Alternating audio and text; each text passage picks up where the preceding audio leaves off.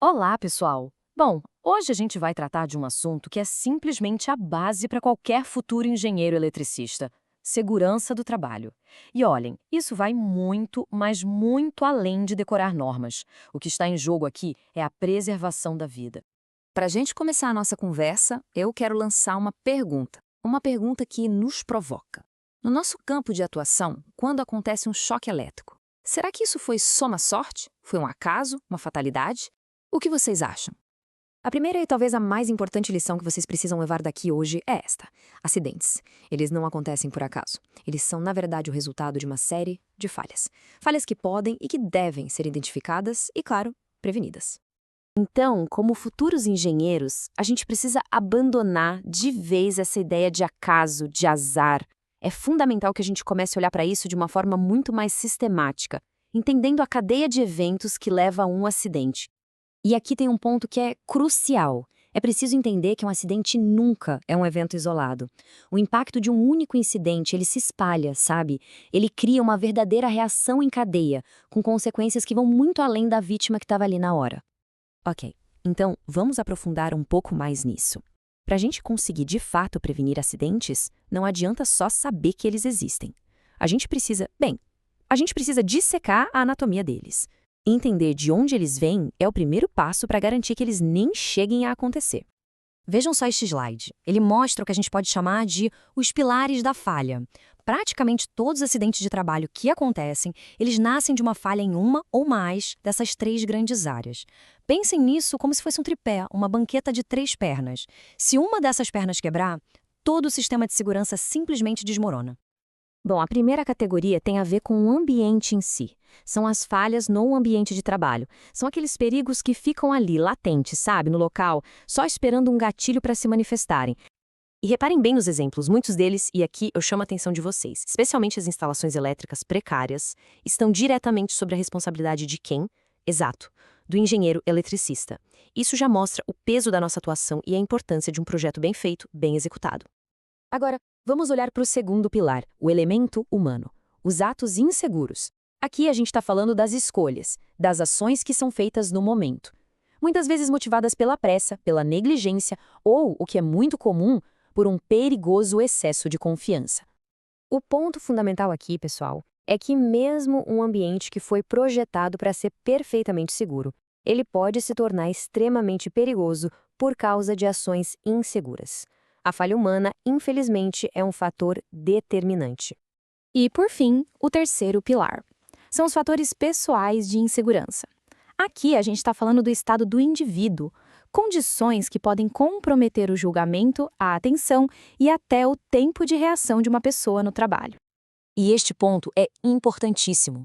Ele mostra claramente como as pressões externas e o bem-estar da pessoa estão diretamente ligados aos resultados de segurança. Um trabalhador que está exausto, pressionado ou que não foi bem treinado, ele é, por definição, um risco em potencial. Bom, agora que vimos a teoria, vamos analisar um caso prático, um cenário trágico que acontece com uma frequência assustadora, mas que, e isso é o que mais importa, era totalmente evitável. Vamos ver como esses três fatores que a gente acabou de estudar se combinam na vida real. Tudo começa com um perigo que já existia no ambiente. Um painel elétrico com fiação exposta, aterramento inadequado, a condição insegura, o primeiro pilar da nossa falha, já estava lá, esperando. Em seguida, acontece o ato inseguro. A tentativa de fazer um reparo rápido, uma gambiarra, sem desligar a energia, sem usar as ferramentas corretas e isoladas, tudo partindo daquela premissa extremamente perigosa do mas vai ser rapidinho. E o resultado? A combinação de uma condição insegura com um ato inseguro leva à pior consequência possível. É a tempestade perfeita que, infelizmente, se repete com muita frequência no nosso país. Agora que a gente já entendeu bem as causas, vamos avançar e analisar as consequências. É muito importante que vocês entendam que um acidente nunca é um fato isolado. Ele funciona como a primeira peça de um dominó que cai, sabe? Ele desencadeia uma cascata de efeitos negativos. Este slide, olhem só, ele nos dá uma visão geral muito clara desse dano que se espalha. Reparem como o impacto se divide em três grandes níveis. Ele atinge o trabalhador, atinge a empresa e, por fim, atinge a sociedade como um todo. Vamos detalhar um pouco cada um desses pontos. Para o indivíduo que sofre o acidente, as consequências são imediatas, são profundas, são pessoais. Afetam a saúde física, a saúde mental, as finanças, afetam todo o futuro dele e da família. A vida de uma pessoa pode mudar completamente em um único instante. Já para a empresa, o impacto também é severo. Afeta tudo, desde o balanço financeiro, com multas e processos, até a capacidade de atrair e manter bons profissionais. Um acidente grave pode sim comprometer a própria sobrevivência de um negócio. E, por fim, olhando a um nível macro, todos esses incidentes individuais, quando a gente soma tudo, eles colocam uma pressão financeira e social gigantesca sobre o país inteiro. É um custo que, no fim das contas, todos nós pagamos.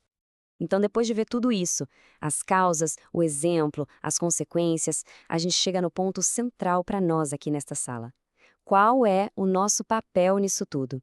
A nossa responsabilidade como engenheiras e engenheiros, ela é e sempre será proativa. É de prevenção. Como futuros profissionais, a responsabilidade de projetar, de implementar e de manter sistemas que sejam seguros será de vocês. E isso, entendam bem, não é uma opção. Isso é o centro da nossa ética profissional. É um dever inegociável. É a nossa assinatura, garantindo que o nosso trabalho protege vidas. Eu quero que vocês guardem essa frase, levem isso para a vida profissional de vocês. O trabalho proativo, o planejamento, tudo que é feito para garantir a segurança, isso não é um custo, não é um gasto, é o investimento mais valioso que a gente pode fazer. É isso que, no final das contas, define um profissional de excelência.